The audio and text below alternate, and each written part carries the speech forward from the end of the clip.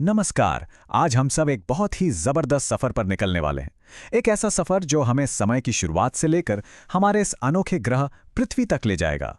तो चलिए इस ब्रह्मांडीय कहानी की शुरुआत करते हैं। ये एक ऐसा सवाल है जो हम सब कभी ना कभी जरूर सोचते हैं, है ना? कि आखिर हम सब यहाँ तक पहुँचे कैसे? इसका जवाब किसी कल्पना में नहीं बल्कि हमारे ब्रह्मांड के असली इतिहास में छपा हुआ है।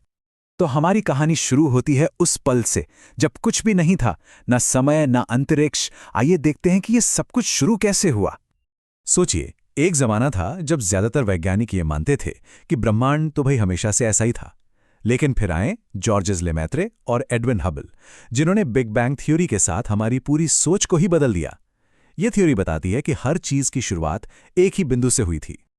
जरा कल्पना कीजिए, लगभग 13.8 अरब साल पहले पूरा का पूरा ब्रह्मांड एक सुई की नोक से भी छोटे, बेहद गर्म और घने पॉइंट में समाया हुआ था। वैज्ञानिक इसी को सिंगुलैरिटी कहते हैं। अब ये देखिए, ये स्लाइड दिखाती है कि कैसे उस छोटे से बिंदु से ब्रह्मांड पलक झपकते ही, मतलब एक सेकंड के भी बहुत छोटे हिस्से में तेजी से फैला। इसी प्रक्रिया को इन्फ्लेशन कहते हैं। ये ब्रह्मांड के जन्म का शायद सबसे नाटकीय पल था। तो शुरुआत में ब्रह्मांड बिजली की रफ्तार से फैला, फिर धीरे धीरे ये ठंडा होने लगा और करीब करीब 3,80,000 साल बाद पहली बार रोशनी चमक सकी। इसके बाद तो बस गुरुत्वाकर्षण का खेल शुरू हो गया और पहले तारे और आकाशगंगाएं बनने लगीं। तो अब ब्रह्मांड खाली नहीं था, उसमें चीजें बनने लगी थीं। चलिए अब देखते हैं कि इन तारों और ग्रहों ने आखिर आकार लेना कैसे शुरू किया। ये सब शुरू होता है धूल और गैस के एक बहुत बड़े बादल से, जिसे नेबुला कहते हैं। कांट और लाप्लास जैसे विचारकों ने सबसे पहले ये आइडिया दिया था और आज भी यही हमारे सोलर सिस्टम को समझने का आधार है। तो होता क्या है? सबसे पहले ग्रेविटी यानी गुरुत्वाकर्षण एक बड़े से बादल को अपनी ओर खींचना शुरू कर देता है। जैसे जैसे वो सिकुड़ता है, वो तेजी से घूमने लगता है, बिल्कुल एक घूमते हुए लट्टू की तरह, और एक डिस्क बन जाती है। और फिर उसके सेंटर में इतना ज्यादा दबाव और गर्मी होती है कि बूम, एक नए तारे का जन्म होता है। चलिए अब इस विशाल ब्रह्मांड से जूम इन करते हैं अपने घर की तरफ, हमारे अपने सोलर सिस्टम में। और ये रहा हमारा कॉस्मिक पड़ोस। बिल्कुल बीच में है हमारा ताकतवर सूरज और उसके चारों तरफ चक्कर काट रहे हैं सारे ग्रह, अंदर के चट्टानी ग्रहों से लेकर बाहर के बड़े बड़े गैस और बर्फ के गोलों तक। सूरज सिर्फ एक आग का गोला नहीं है, यह हमारे सोलर सिस्टम का पावर हाउस है। सोचिए, 99.8% वजन तो अकेले सूरज का ही है। और मजे की बात यह है कि यह 72% हाइड्रोजन से बना है, जो लगातार हीलियम में बदल रहा है। यही वो एनर्जी है जो हम तक पहुंचती है। अब एक बड़ी ही दिलचस्प कहानी है। शुक्र और पृथ्वी को अक्सर जुड़वा बहनें कहा जाता है, क्योंकि साइज में लगभग एक जैसे हैं, पर उनकी किस्मत देखिए कितनी अलग निकली।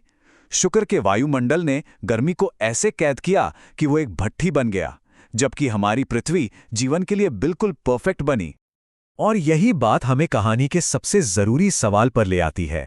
आखिर हमारी पृथ्वी में ऐसा क्या खास है? ये एक बहुत बड़ा सवाल है ना? मंगल और पृथ्वी पड़ोसी हैं, फिर भी एक दुनिया जीवन से भरी है और दूसरी एक ठंडी, वीरान जगह। ऐसा हुआ क्यों? तो इसका जवाब छिपा है पृथ्वी के अंदर। पृथ्वी का जो कोर है वो पिघला हुआ और एक्टिव है, और यही एक्टिव कोर एक मजबूत मैग्नेटिक फील्ड बनाता है। ये फील्ड एक शील्ड की तरह है, एक सुरक्षा कवच जो हमारे वायुमंडल को सूरज की खतरनाक हवाओं से बचाता है। मंगल के साथ क्या हुआ? उसका कोर ठंडा पड़ गया, मैग्नेटिक फील्ड खत्म हो गया और उसका वायुमंडल धीरे धीरे अंतरिक्ष में उड़ गया। तो चलिए अब उन खास चीजों पर नजर डालते हैं जिन्होंने मिलकर पृथ्वी पर जीवन की ये शानदार रेसिपी तैयार की। जैसा कि हम जानते हैं, जीवन के लिए 3 चीजें सबसे जरूरी हैं। पहला, लिक्विड वाटर यानी तरल पानी। दूसरा, एक प्रोटेक्टिव एटमॉस्फेयर यानी एक सुरक्षा देने वाला वायुमंडल। और तीसरा, एक सही औसत तापमान।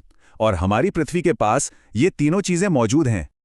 हमारा वायुमंडल हमेशा से ऐसा सांस लेने लायक नहीं था। शुरुआत में ये जहरीली गैसों से भरा था जो ज्वालामुखियों से निकली थी। फिर लाखों साल तक बारिश हुई और महासागर बने। और फिर कहानी में असली हीरो की एंट्री हुई। छोटे छोटे जीवों ने ऑक्सीजन बनाना शुरू किया और उन्होंने ही धीरे धीरे हमारी हवा को बदल दिया, जिससे हम जैसे कॉम्प्लेक्स जीवन का रास्ता खुला। तो बिग बैंग के पहले सेकंड से लेकर हमारी इस खूबसूरत नीली दुनिया के बनने तक ये पूरी यात्रा एक कमाल की कहानी है।